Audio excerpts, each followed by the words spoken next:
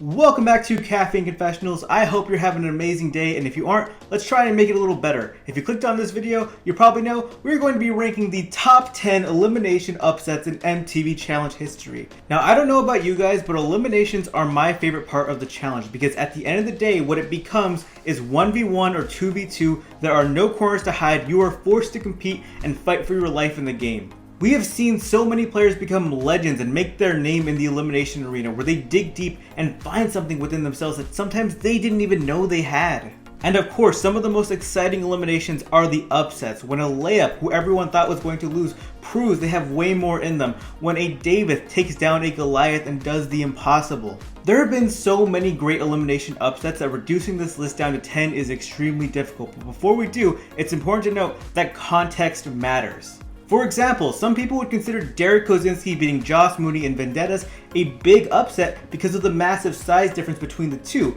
but anyone who watches the show knows that Derek is a 3-time champion and a beast in physical elimination, so that's not really much of an upset. It comes down to what were the circumstances when the elimination happened, what is the historical significance now, and what was the general shock factor in the moment. Let's jump into the top 10, kicking us off with number 10. At number 10, we have Jordan Wisely out hammering and basically dominating Zach Nichols in Battle of the X's 2. I know that Zach has a ton of power. However, I know that swinging a sledgehammer is more about efficiency than power. In the year 2022, we know two things. Jordan Wisely is one of the best to ever compete on the challenge, and Zach Nichols is a giant baby who consistently chokes in big moments. But going into their sledgehammer elimination on X's 2, the odds look stacked against Jordan. For starters, Zach was already a challenge champion with 2 finals under his belt. Jordan was coming off an embarrassing loss on Free Agents where his disability hampered him in the Wrecking Wall elimination. Thus, when you saw the sledgehammers, you had to think to yourself a little bit, how is Jordan's grip going to be if he doesn't have 2 hands on the hammer? You also had to think to yourself, oh my god, Zach is a humongous human with long hair, he literally looks like Thor and nobody's more built for this elimination. Then the elimination begins and Jordan shows us that swinging a sledgehammer is not about raw power, it's about efficiency and form, to which he has down immediately. My favorite part of this elimination is that the moment Zach starts to lose, like the idiot he is, he just tries to use even more brute force. He doesn't take a second to look at Jordan to see what he's doing to succeed. No. Zach decides that he's gonna keep his hand right at the top and just muscle it. And we're just kind of looking at him like, what are you doing, dude? Swing that hammer the right way. Zach is officially screwing this elimination up. Everyone else thinks that Zach is gonna kill this, but then I look over at Jordan. He's got the mechanics of this down pat. He actually looks really sexy swinging the sledgehammer. It's the hammer's fault, not me. An elimination upset is always 10 times better when the opposing side has such a massive ego. Not only was it an upset, but Jordan beat Zach by such a large margin that the fact that John A, who actually outperformed Sarah in this elimination, didn't even matter. Following this elimination, Jordan went on to win X's 2 alongside Sarah Rice, becoming a challenge champion, and nowadays the only upsets you'll see Jordan involved in are someone beating him. Moving into number 9, let's talk about a female who's pulled off a couple upsets. In 9th, we have Sylvia Elsrode defeating Kayla Casillas in Tuck Tuck Bang Bang on Invasion of the Champions. I don't think that she's a strong player. I don't think that she has on me. So I'm gonna go in and I'm gonna do work and get the job done. I'll be back tomorrow. I'm so tired. My shoulder is throbbing. The odds are kind of for her right now. But I can't stop. I cannot be the weakest link.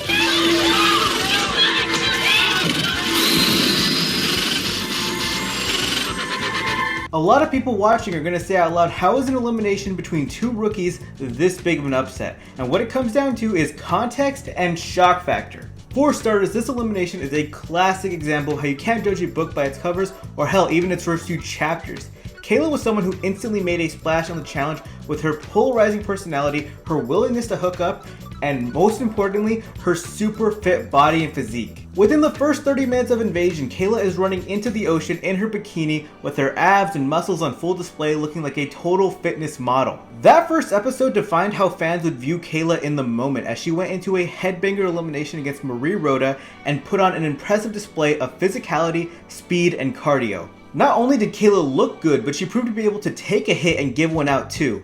On the other side, Sylvia was failing so miserably in the daily challenges that even her allies were openly saying out loud, "Is Sylvia checked out? Does she even want to be here?" Even her elimination win over LaToya didn't seem like a win because she was openly struggling in the elimination, and at points it felt like, well, someone has to lose the elimination rather than someone winning. And even though Sylvia probably looked better than 99% of humans on the planet, she did not look like fitness model Kayla. Sylvia was unilaterally picked for this elimination by Dario Madrano, someone she thought was her ally. Because he knew Kayla was already going into elimination, he picked Sylvia because he thought to himself, I don't want to get a strong player angry, and there's no shot that Kayla would lose to Sylvia. Kayla had the same ego entering elimination, and then the elimination itself plays out. The elimination is Tuck Tuck Bang Bang, a game of cardio and simple physics. At first, it looks like Kayla's gonna win the elimination because she's in much better shape. However, after falling behind, Sylvia finds something within herself and just keeps pushing and pushing and pushing. Meanwhile, Kayla gets a bit gassed, and at a certain point you could just see she was mentally rattled. Sometimes eliminations aren't about who is the better player, they're about who can dig deeper, and Sylvia dug deep in this moment and would go on to in future eliminations,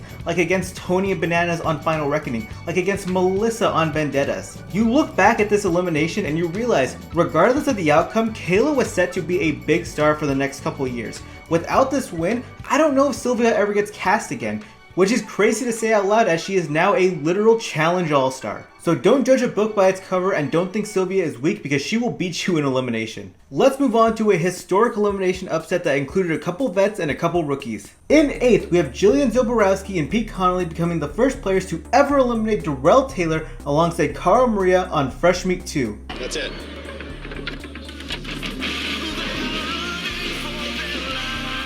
Right after we finish the puzzle, we both get this huge adrenaline rush and just to be the underdog and beat Darrell and Cara Maria. It's the best feeling in the world. Never thought I would be the first one to go home. I gotta tip my hat off to Jillian and Pete.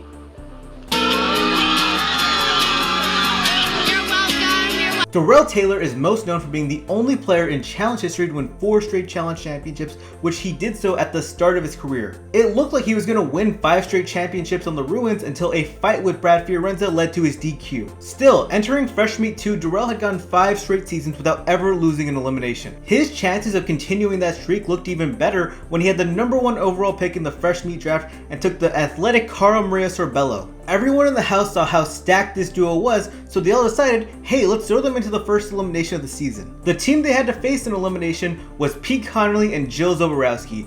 Jill is maybe the most underrated female competitor in challenge history. She was the strongest player on the rookie team for the Gauntlet 3 and won 3 eliminations en route to a challenge championship. Pete was a hyper-intelligent investment banker who looked like a G.I. Joe doll. By no stretch of the imagination should Pete and Jill ever be considered classic underdogs. But considering that the eliminations on Fresh Meat 2 were exiles, which are basically mini finals, and there's nothing that Darrell does better than running challenge finals, this was a massive and historic upset. Jill and Pete are a forgotten duo, but they pulled off some history. Let's keep talking about Fresh Meat eliminations. In 7th, we have Tina Barta and Kenny Santucci defeating Theo Vaughn and Shonda Sneed on Fresh Meat 1. I feel confident that Theo and me can have a pretty good showing at the Exile. In fact, that Tina and Kenny, there's a little bit less worry. I'm saying bye to everybody. My time here in Australia is done. I'm going to Exile against the Dream Team. I don't see a light at the end of this tunnel, man. I think this is the end of a stud. Hopefully, if we do lose, we'll bow out gracefully, and it won't be just like a slaughtering. Guess who's it? It's Tina.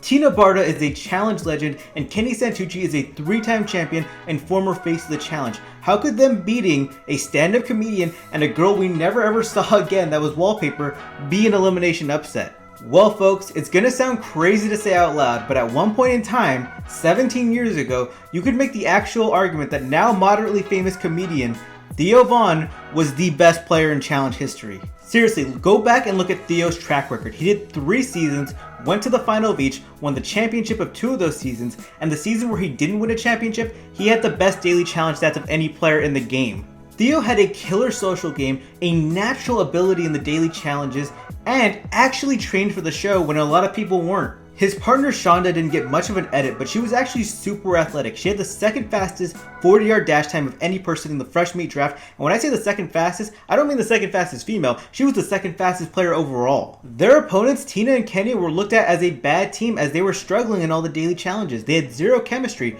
Tina was looked at as someone with no cardio. Kenny was looked at as an uncoordinated pretty boy with nothing between the ears. The funniest part about this elimination is the fact that Tina and Kenny weren't even supposed to be there. Derek and DM had picked Darrell and Aviv for elimination, trying to make a big power play to get one of the two strongest teams out of the game. But then Darrell and Aviv won the lifesaver, which forced Kenny and Tina into elimination. Derek and DM were literally shitting their pants that they made this big power play and now it was going to backfire on them. So when Kenny and Tina were able to solve their puzzles and pull off the big elimination win upset, the crowd went crazy. I don't blame you if you forgot this elimination even happened, because Theo and Shonda never competed again and Kenny became a big star after. It is funny to look back and think, wow, Theo Von was really one of the best to ever compete on the challenge, and nowadays nobody even talks about him as a top 10 competitor. Let's move on from fresh meat to rivals. In 6th, we have Christina LeBlanc and Nate Siebenmark beating future Mr. Teen Mom Corey Warden and future Miss Ashley Millionaire Mitchell in Spun Out on Rivals 3. I'm completely shocked. Everyone thinks Corey's this big powerhouse macho man that's so strong. He couldn't pull little Christina. Kind of hits me hard because it's Nate and Christina, the layup team to everybody. I cannot believe it. We beat a team in the house that everybody ranked as one of the strongest. That should show you guys something. You underestimated us. Not only was this elimination shocking in the moment, but over time it's gone on to look even crazier. The elimination was called Spun Out. In this elimination, one player from each team would hold onto a bar that was hooked to a zip line. Meanwhile, an opposing player would push a wheel that would adjust the pressure on the bar they were holding onto and basically completely stretch out their body. The player who holds on longer wins the round. It was a best of 3 elimination with both men and women playing each sides of the elimination. Now this was a massive elimination upset, as many people viewed Nate and Christina as one of the biggest layup teams in challenge history. There were multiple reasons as to why Nate and Christina were viewed as so weak. For starters, they came from Are You The One, and at this point in time, fans thought Are You The One players were only there for drama and hookups. At that point in time, Are You The One had mostly been steamrolled as competitors, and Christina LeBlanc herself had been the first person eliminated on Bloodlines. Second, Nate looked immediately weak when he refused to jump out of the airplane in the Rivals 3 opener, was terrified in most heights challenges, and just looked like he was on the verge of tears at all times. And the third reason everyone thought they were so weak is that their combined weight was equal to 1 CT. They also ended up in elimination because they came in last place in a daily challenge, to which we must now talk about the other side of this upset, the people they beat. Corey Warden was only on his 2nd season, but in his rookie season Bloodlines, he set the record for most consecutive daily challenges won in one season and finished in 2nd place. His partner Ashley Mitchell was an erratic rookie, but she had impressed a lot of people with her performances in the daily challenges. So what happened for Nate and Christina to be able to pull off the win? Well, it essentially came down to strategy and form, which Christina and Nate had and Corey and Ashley didn't. Don't try to flex, just let your arms go, zone out, just like on this middle page, just relax, that's all you gotta do. Years ago, Sarah Rice revealed on the Brain Candy podcast that she gave Christina insight on how to play the elimination. Sarah had played a similar elimination against Katie Doyle on the Ruins. What she taught Christina was that it was all about muscular tension. You want to relax your body the moment you feel pressure, because if you grip the bar harder, your muscles are going to begin to cramp up. So in their elimination, Ashley and Corey do a much better job at the physical aspect of putting pressure on Nate and Christina, but Nate and Christina do a much better job at staying relaxed. You can see it clearly in the first round. The moment Ashley begins to feel some pressure, she voices her emotions, she gets nervous, and she grips the bar as hard as possible until her body gives out on her. Christina stays silent, and even after she wins the elimination, once she releases, she goes completely flying to show all the pressure Corey had put on her. Nate was able to pick up the tactic from Christina, Corey failed miserably, and they picked up one of the biggest elimination upset wins ever. What makes this elimination so absurd is the fact that Nate and Christina never got cast on a challenge again, and on the other side, Ashley went on to become Millionaire Mitchell. She won 2 challenge championships. Corey went on to make multiple finals, win multiple eliminations, and is now a star on Teen Mom. They're 2 of the modern day faces of the challenge. Maybe this should rank higher considering everything that's happened since then. Nate and Christina did not have long challenge careers, but they had one of the most iconic upsets. But let's talk about some long challenge careers and go back to the gauntlet too. In 5th, we have Derek Kosinski defining his challenge legacy and becoming king of the gauntlet by taking down Cyrus Yarbrough in Beach Brawl on the Gauntlet 2. Derek chooses Beach Brawl. Okay, you got Derek who's about 160 pounds, and you got Cy who's about 230. I'm thinking that Derek doesn't have much of a chance of winning. I got it,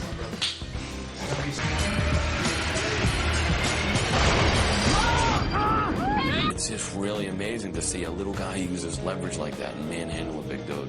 He's such a bulldog. The kid's nonstop. Going into this elimination, Derek was already viewed as a strong player. He made the final of the Inferno 2. He had won multiple lifesavers. He had won 2 eliminations on the Gauntlet 2 already. But in this specific elimination, nobody thought he had a chance against Cyrus.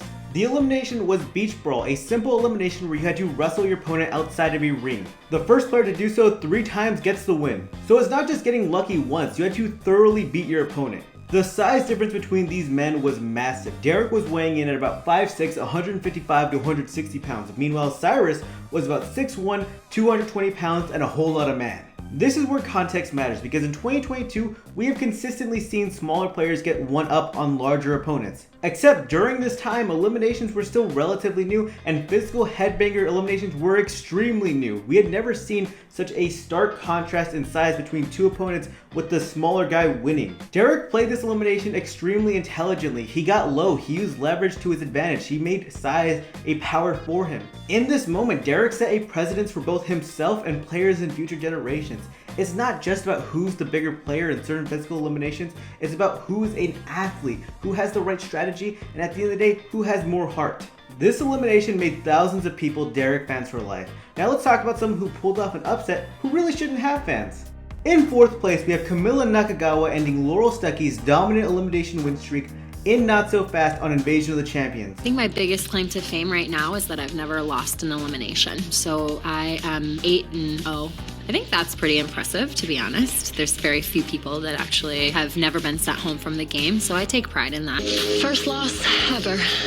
I got tangled up a little bit, lost my focus, and then I kind of just gave up. This one was incredibly difficult to place, and I'm not sure if I'm overrating it or underrating it. The main reason why this is such a significant elimination upset and maybe even deserves the #1 placing is because Laurel Stuckey is a boss. She literally started her challenge career by going 9-0 in eliminations. And it wasn't just an inflated 9-0 where she was beating lousy players. Laurel mostly beat quality opponents. She beat Cara Maria twice, she beat Sarah Rice, she beat Teresa twice, she beat Anissa, she beat Janae, and she beat Camilla twice before. Laurel had also won every type of elimination, from puzzles to headbangers to endurance games to carnival games. She would win at everything. Anyone beating Laurel in elimination would automatically be an upset. So the fact that Laurel had already beaten Camilla twice and Camilla had been a few years removed from her last elimination win adds context as to why this was a big upset. At the same time, when you take a step back and you really look at the bigger picture, Laurel maybe shouldn't have even been favored in this elimination.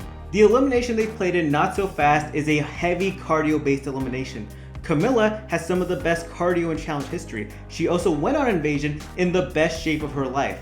Laurel didn't even train for the season. She was busy with school, busy with her real life, and really hadn't trained since her win on Free Agents, which was 3 to 4 years earlier. Cardio was always the weakest factor of Laurel's game, and the fact that she hadn't been training going against someone who was in their fitness prime, who also happens to be maybe one of the top 5 female competitors in show history, was a bad equation. The only reason people expected Laurel to win was because she's Laurel, which honestly, I'd still put my money on her because I've seen Laurel do crazy things. At the very least, I don't think we're ever going to see another competitor win 9 consecutive eliminations in a row because that is just insane. It was a bit wild how as Camilla became a worse human, she became a better competitor on the show. Let's move on and talk about a feel-good rookie pulling off a massive upset. In 3rd place, we have John A. Mannion and Jasmine Renoir, the rookies of Rivals 1, taking down Sarah Rice and Caitlin Cusinelli in Unburied, a puzzle elimination on Rivals 1. I know I can finish the drill, and I know I can beat her. You know you can beat me?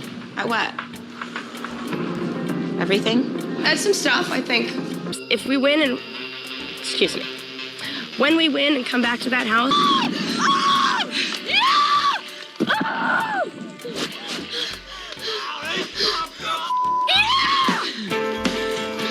On Rivals 1, Johnny and Jasmine were the only female rookies in the game. They had managed to stay out of the first elimination of the season by winning the opening daily challenge and then kind of just skirted by the second one. But going into the third female elimination day, their time was called and they had to face Sarah Rice and Caitlin Cusinelli in elimination. While Caitlin was a weak player, Sarah Rice had already proven to be a strong competitor, making the final in 2 out of her first 3 seasons, winning 2 eliminations on the ruins, and almost pulling off one of the biggest final upsets ever alongside Kellyanne Judd. Whether it was swimming, heights, carnival games, or whatever, Sarah had proven to be a good player, but along with all that success, so had grown her ego. Before the elimination even happened, Sarah was telling other people in the house that she had nothing to worry about facing John A one-on-one, especially if it was in a puzzle elimination. They get to the elimination and it kicks off Sarah versus John A. One-on-one, they have to dig out their opponents who are buried in a coffin under a giant pile of hay. After they unbury their teammate, they must then solve a puzzle. Sarah actually unburies Caitlin first, and it looks like it's going to be an easy win for her and Caitlin. Unfortunately for Sarah, while John A's a pretty face, she knows her puzzles pretty well. After Sarah makes a critical error while forming her puzzle, John A leaps on the opportunity, directs Jasmine on where to move each piece, and they pull off one of the biggest elimination upsets ever. And over time, this elimination upset has only become bigger. While Sarah had to eat a big piece of humble pie in this moment, she proved to be a stellar competitor from then on. She won her next 4 eliminations and literally has not lost an elimination since then. Yes, she hasn't competed in a while, but it is a testament to John A for beating her in a puzzle, and not to mention the fact, I truly think Sarah is the best puzzle player in challenge history, and John A got one over on her as a rookie. Beating Sarah Rice in a puzzle elimination is like beating CT in a pole wrestle, like beating Wes in a swimming challenge, or beating Jordan in an endurance competition. It's something you just almost can't believe, and after all the trash talk Sarah dished out, watching them pull off this upset just felt so good. Let's keep the trend going for people who definitely did not expect to lose eliminations. In second place, we had Survivor rookie Jay Sterick taking down the legend himself, Chris CT Tamburello, in breaking free on Total Madness. What's it gonna be, guys? I'm in. I'm just looking at Jay like, you don't want this problem.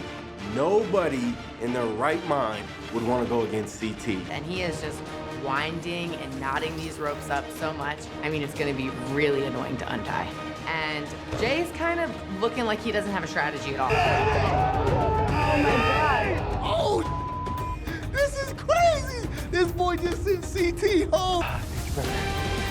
Yeah, this was one of my dreams. Yeah. He'll make it weird, bro. No, it is weird. Jay versus CT was one of the most shocking in the moment eliminations ever, and there's a lot of reasons why. Let's get into it. To kick us off, let's talk about Jay Sterick. Not only was Jay a rookie going into Total Madness, but he was also the first ever United States Survivor player to compete on the show. Due to his lack of size, Jay got thrown into the first elimination of the season against Asaf Goren from Are You The One? Jay was able to pick up the elimination win, but it didn't look super impressive because Asaf just didn't seem like a great competitor himself. But after Jay gets the elimination win, TJ drops a bomb. There is the new Red Skull twist where if a player wants to qualify for his final, they have to win an elimination this season. It was a bittersweet moment for Jay. Yes, he won the first elimination of the season. Yes, he was qualified for the final, but everyone else in the house saw him as a 150-pound chicken bone that they could easily demolish and eat up in a hall brawl, pole wrestle, balls in, any type of headbanger.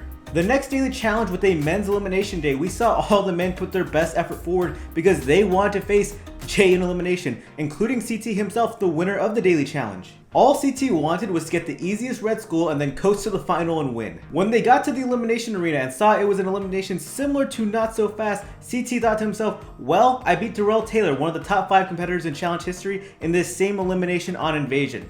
Let me destroy this rookie. I'm sending myself down to elimination. I'm getting my skull. And I'm going to get another challenge championship right now. The players compete in an elimination where they have to build a barricade around a jail cell door, and the first player to fully open their jail cell door, walk in, and press a buzzer wins the elimination. CT focused on creating knots with big heavy ropes the same way he beat Darrell in Invasion. He was also carrying large items throughout the course with relative ease. Then you watch Jay build his barricade, and he's carrying the tiniest pieces of rubble. He's carrying the thinnest chains imaginable. The crowd watching was thinking to themselves, wow, Jay really has no chance against CT right now. Once they begin to take apart each other's barricades, CT looks even more like he's demolishing Jay. He's just tossing away items that Jay took minutes to carry away in seconds.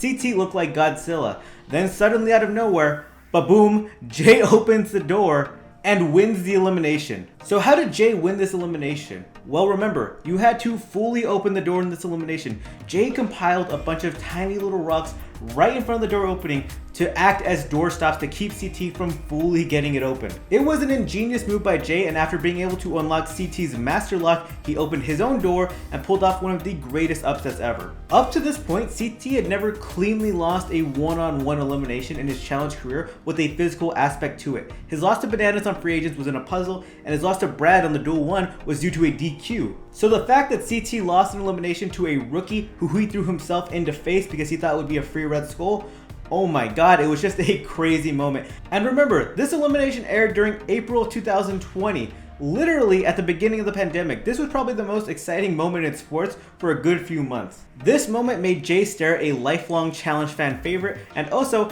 kind of pushed CT towards getting back in shape, because in every season after that, CT's won a championship. That's how bad of a loss it was for CT. He had to get himself back in the gym and really recreate himself. Smaller guys taking down challenge legends in the elimination arena is always a recipe for a great elimination upset, and Jay Sterick followed in the footsteps of the person who pulled off the #1 elimination upset in challenge history, and that is... My bad, before we name number 1, let's drop some honorable mentions. Brad Fiorenza beating Landon Luke in Back Off on the Duel 2. Cara Maria Sorbella beating a much larger Nia Moore in Looper on Free Agents. Frank Rossler beating MJ Garrett in Ankle Breaker on the Gauntlet 3. Kim Alexander beating Ruthie Alcade in Back Off on the Duel 2. Hunter Barfield beating Leroy Garrett in a Hall Brawl variation on Dirty 30. And the many elimination wins of Sarah Grayson on the Gauntlet 1. And now, our #1 overall placement for the greatest elimination upset in challenge history is... In first place, we have Kahada Grindstaff becoming a Kingslayer, taking down Wes Bergman in Spool on the Ruins, ending his record-setting elimination win streak.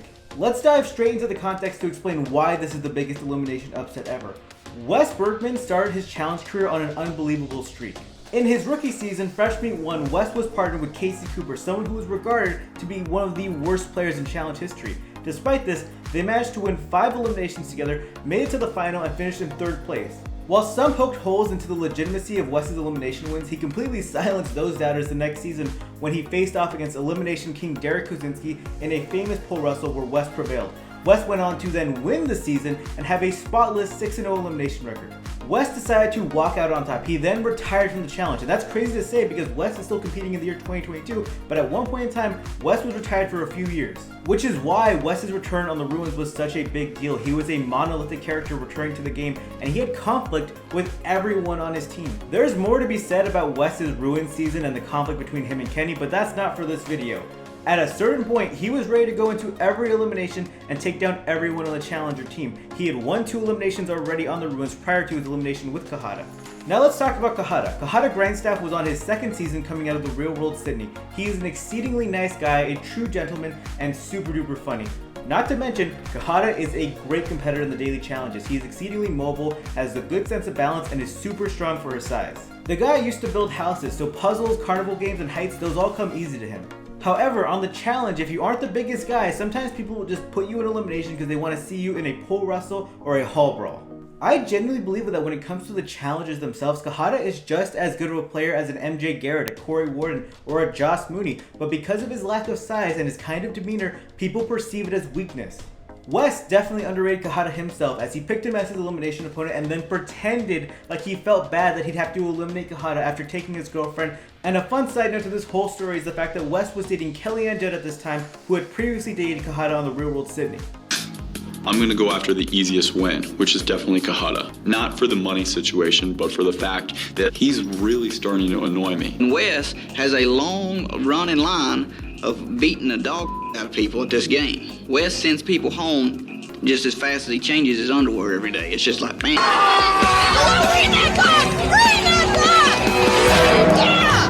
To remove a champion from where he sits. I feel 10 feet tall and bulletproof right now. I mean, I feel like no man can stop Kahada. So what happened in the actual elimination itself between these two? They played a game called Spool, where players had to weave a giant rope through a bunch of bamboo poles.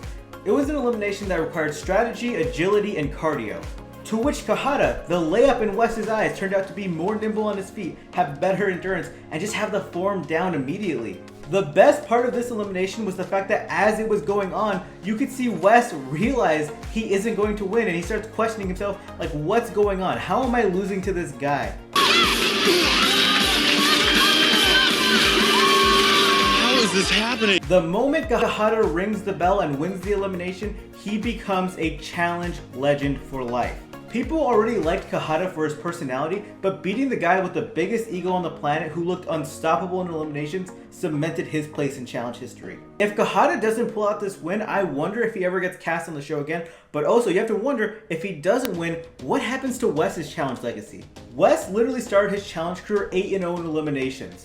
For reference, only 5 other men in challenge history have won 8 or more eliminations in their entire career, so the fact that Wes started 8-0, it's ridiculous. Had he beat Kahada, he would have been 9-0, and then his next 2 eliminations probably would have been against Dunbar and Brad in eliminations where he had distinct advantages in. There's a real chance that Wes could have walked out of the ruins a career 10-0 or 11-0 in eliminations and a 3-time finalist without ever losing, which at that point, I think everyone would have just thought of him as the greatest player ever. Obviously, Wes would go on to lose many more eliminations in his challenge career, but for longtime challenge fans, this was an important moment in time. It really shook the table and it changed the trajectory of challenge history. Not to mention, it was just a good moment for Kahada. It was like David Tyree catching that Hail Mary in Super Bowl 42. While they aren't Hall of Fame players, they are part of Hall of Fame moments. As you can tell, I really enjoy eliminations and elimination upsets. I really hope you enjoyed this video, and please comment on what your favorite elimination upset in challenge history is. Also, drop a subscribe to the channel, a like on the video. Have a great day.